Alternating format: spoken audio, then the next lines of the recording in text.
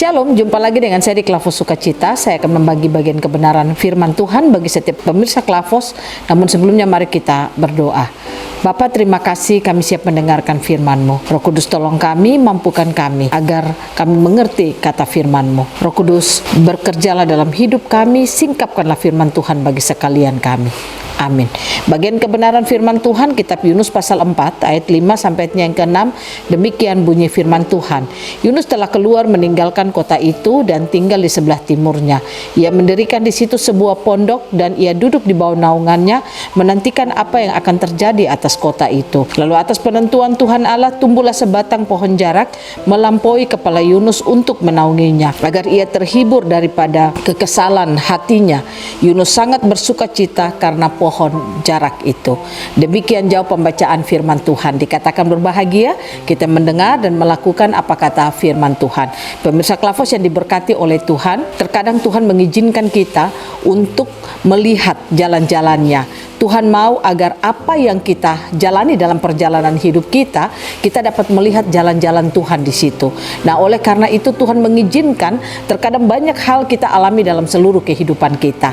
Nah, oleh karena itu kalau saudara dan saya belajar untuk terus berfokus kepada Tuhan, membangun hidup kita dengan Tuhan, kita mengenal Tuhan dengan sungguh-sungguh dalam hidup kita, maka saya percaya jalan-jalan Tuhan akan kita dapat melihatnya. Belajar dari kisah Yunus, ketika Yunus mengingini agar Niniwe itu harus dihancurkan karena Niniwe melakukan dosa, Yunus tidak melihat bahwa ada maksud Tuhan di balik semua yang terjadi ketika Tuhan memanggil Yunus untuk menyatakan kepada bangsa Niniwe tentang apa yang akan Tuhan lakukan kepada bangsa itu.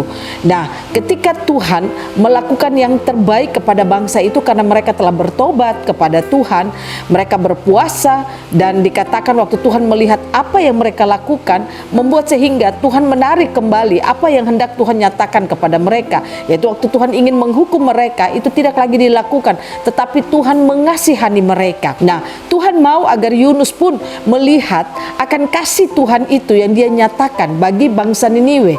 Dikatakan tetapi apa yang diinginkan oleh Yunus?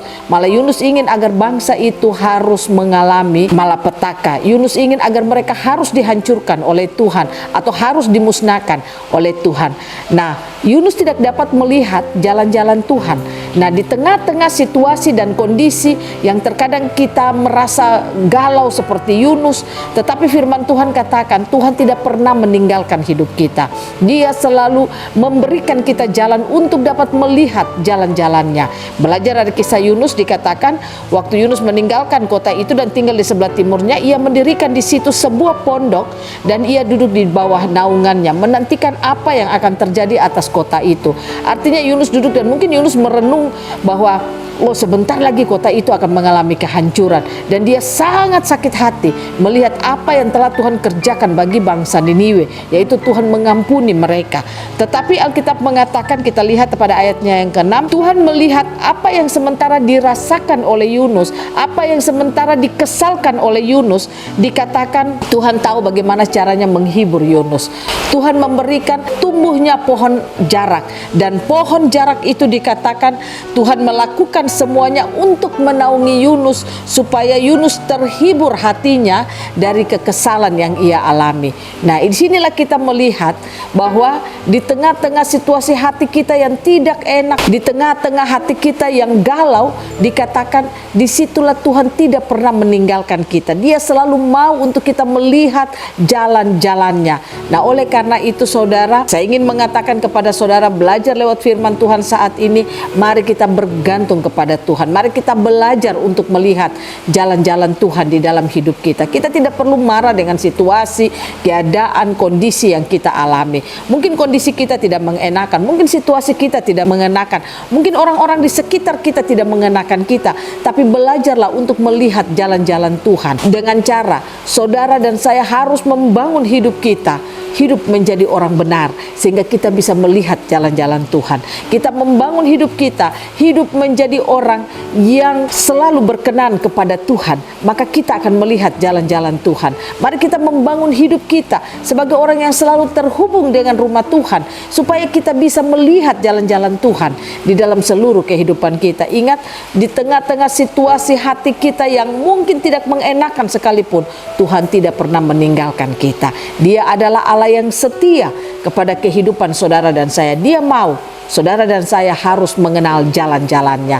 Nah, oleh karena itu, kalau firman Tuhan berkata, atas penentuan Tuhan, maka Tuhan memberikan pohon jarak untuk Yunus, supaya hati Yunus terhibur, supaya hati Yunus tidak kesal lagi.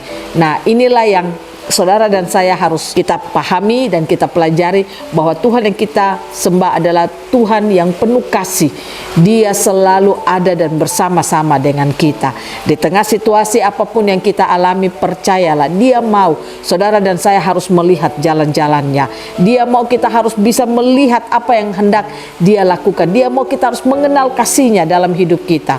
Nah, oleh karena itu saya ingin mengajak saudara lewat pemberitaan firman Tuhan di saat ini, mari saudara kita bangun hidup kita, hidup sebagai orang benar, kita hidup sebagai orang yang berkenan kepada Tuhan, kita hidup sebagai orang yang suka mencari rumah Tuhan, untuk kita menemukan Tuhan di dalamnya, kita menemukan firman di dalamnya, kita menemukan orangnya Tuhan yang membawa firman-Nya bagi kehidupan kita semua. Saya percaya ketika kita hidup demikian, maka saudara dan saya, kita akan mampu untuk menjalani hari-hari hidup kita, untuk terus melihat jalan-jalan Tuhan, sehingga situasi keadaan yang kita alami tidak membuat kita lemah, tidak membuat kita goyah, tidak membuat kita putus asa, tapi kita akan mampu bersyukur kepada Tuhan. Tuhan Yesus memberkati kita, firman-Nya akan terus memberkati hidup saudara yang selalu membuka hati menerima firman. Amin. Mari kita berdoa. Bapa, terima kasih kami sudah mendengarkan firman-Mu.